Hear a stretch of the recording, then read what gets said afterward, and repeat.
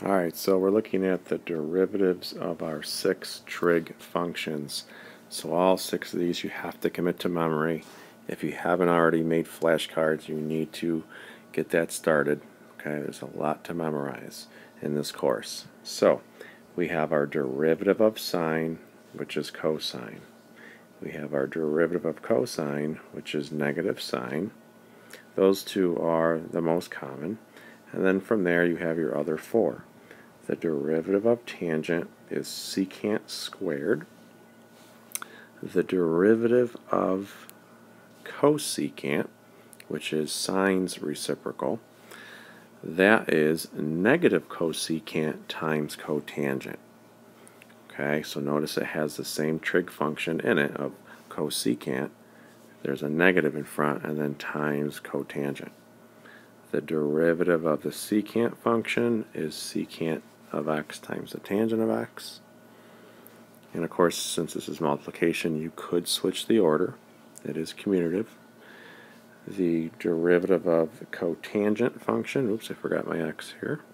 So the cotangent of x here, another negative, and then we have the cosecant squared of x. One thing to point out, all of the c trig functions, both cosine, cosecant, and cotangent, notice how they all are negative. Okay, so that's a helpful hint as you memorize these. Okay, let's look at a few examples. Okay, so we're looking to find the derivative here of this function. So we have a couple parts to it. The first part, 3 cosine of x. Well, that 3 in front, we're just going to drop down and kind of bring it along for the ride. And then you have the cosine of x. We have to take the derivative of that. So the derivative of cosine, we said, is negative sine of x. And of course, we can take that negative and throw it out front. All right, you don't want to leave it as 3 times that quantity with a negative in there. Instead, pull it out front. For our next term here, notice that we have a product of 2 functions. So we need our product rule. So these are the 2 functions, x to the 4th and the tangent of x. So we just take turns taking derivatives and leaving the other one the same. So if I leave x to the 4th the same, I now need to take the derivative of tangent, which we said is secant squared of x, and then plus, now I'm going to reverse what I did. The derivative of x to the 4th is 4x cubed, and now I get to leave tangent alone. And from there, we would just copy this over. There's nothing that we could possibly do to simplify this. We don't have any like terms, so this would be our final answer. Let's look at another one. Okay, so in this example, notice we have a quotient. So we're going to use our quotient rule. So it starts off with low d high. So here's our low. D high, well, the derivative of 2 cosecant of x, well, the 2 is going to come along for the ride. And then we said the derivative of the cosecant function is a negative, which I'll throw in front here, the 2. Cosecant of x times cotangent of x.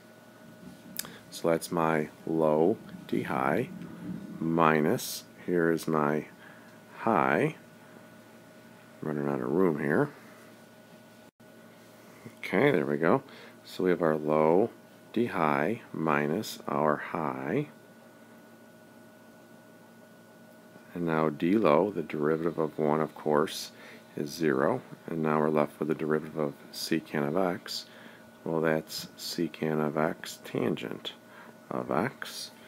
And then all this over low squared, so 1 plus secant of x quantity squared.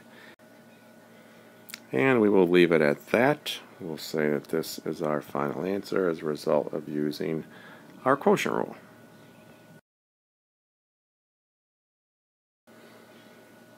Alright, in our last example here, a little review of finding the equation of the tangent line and the normal line. And our function this time is a trig function. And we are going to say that calculators are allowed for this particular question. Alright? And we're going to pretend that it's a multiple choice question. Okay? Maybe you have two separate questions. Okay? So recall we need our template here. Okay, we're going to first find the equation of the tangent line. So in our template, our x value of 2 is going to go right there. In this box, I need f of 2. Well, f of 2 means we got to just plug 2 into this function. And if we get an approximate value straight from our calculator, we would get, so our approximate y value is negative 1.0925. So I put that into our first box here. Okay. And what we need in this other box is, if we're going to first find our tangent line, we need the slope of the tangent line, also known as our derivative, so f prime of 2. So if we are allowed to use a calculator, we don't have to waste our time finding our derivative by hand. Don't forget, we have that menu, math number 8, nderiv. So practice using nderiv like we showed in an earlier video to find f prime of 2. Okay, so after using the calculator, we get 3.4335, so we go ahead and substitute into that middle box. And now let's clean this up and get it into y equals. We know that this is going to become a plus, and we would then have to subtract it over. We're also going to distribute this. So when it's all said and done, when we get it into y equals, we have, so that's what we end up with for the equation of our tangent line in y equals form. Okay. So our normal line, remember the normal line is going to have a different y-intercept. So we cannot use this number on the end. It's going to change. So we go back to our original here. We know we're going to have a y plus 1.0925, okay, from up above. All right, our slope is going to be different, and we know we're still going to have this x minus 2. So we know that the slope is the opposite reciprocal. If you're wondering, well, how do I do an opposite reciprocal of a decimal? Well, think of it as being all over 1. So you're just going to flip that. So it's really going to become negative 1 over 3.4335. And if we simplify that, so we get negative 0.2912, and then we throw it in the box up here. And finally, let's get it into y equals form. Again, you're going to have to distribute that and then subtract over your 1.09 number. And so there we have it, our equation of our normal line. Again, the opposite reciprocal slopes are shown here, and you have different y-intercepts. So don't make the rookie mistake of keeping the y-intercepts the same. They're not going to be the same.